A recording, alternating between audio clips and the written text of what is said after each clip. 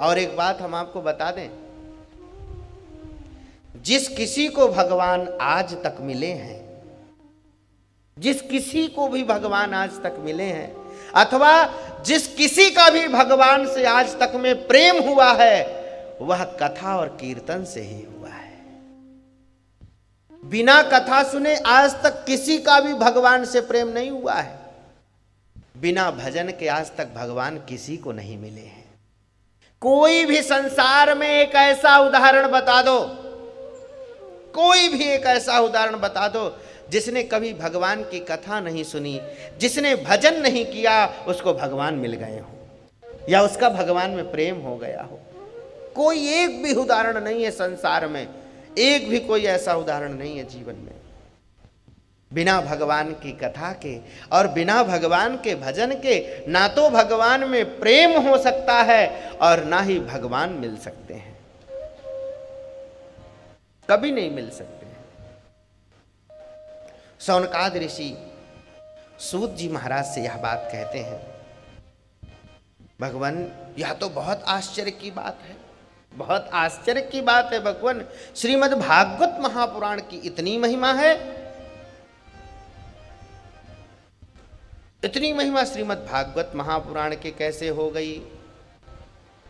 सूत जी महाराज कहते हैं, यदा कृष्णो धराम त्यक्त्वा स्वपदं गन्तुमुद्यतः एकादशं परिश्रुत्य उद्धवो वाक्यमब्रवीत्।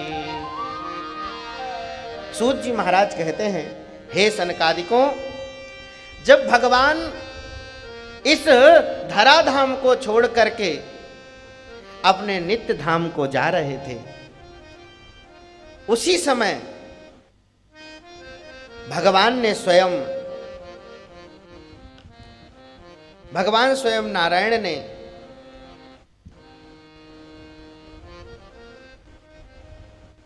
एकादश स्कंध के द्वारा श्री नारद जी महाराज को उपदेश दिया था। उपदेश दे रहे थे भगवान उद्धव जी महाराज को। तब उद्धव जी ने भगवान से कहा था, भगवान आप इस धराधाम को छोड़ करके जा रहे हैं, लेकिन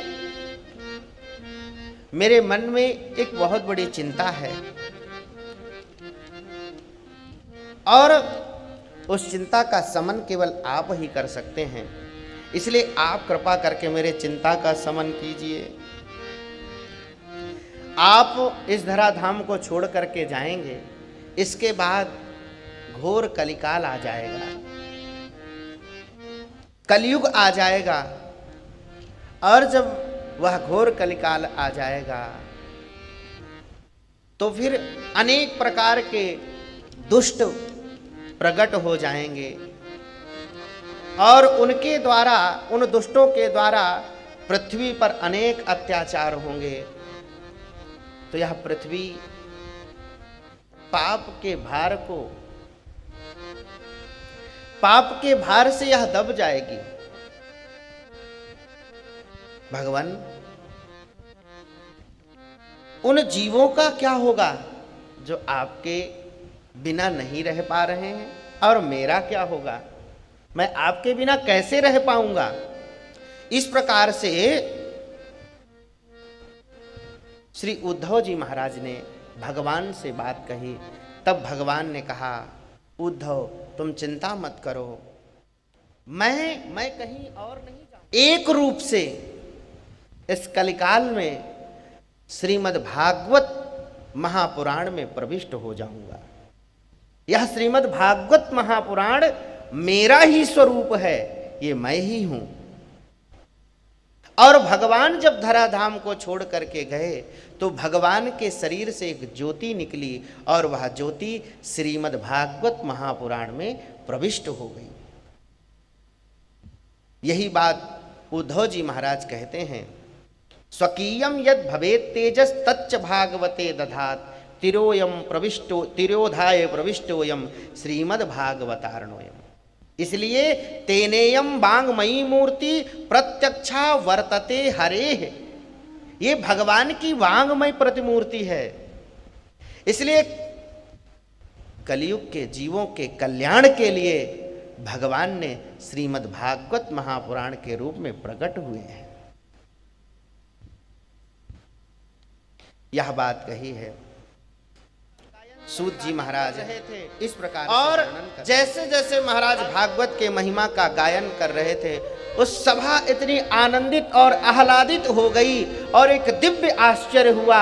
आश्चर्य क्या हुआ, वहां तो थोड़ी सी भी जगह नहीं थी महाराज, सब भरा हुआ था।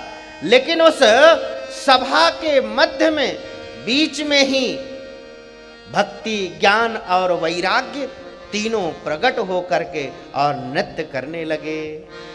बोलो भक्ति महारानी की जय। कीर्तन करके नृत्य करने लगी।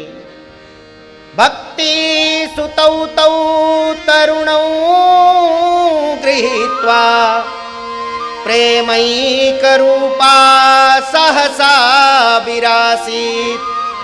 श्री कृष्ण गोविंद हरे मुरारे नाथेति नामानि मुहुर्मुहुः।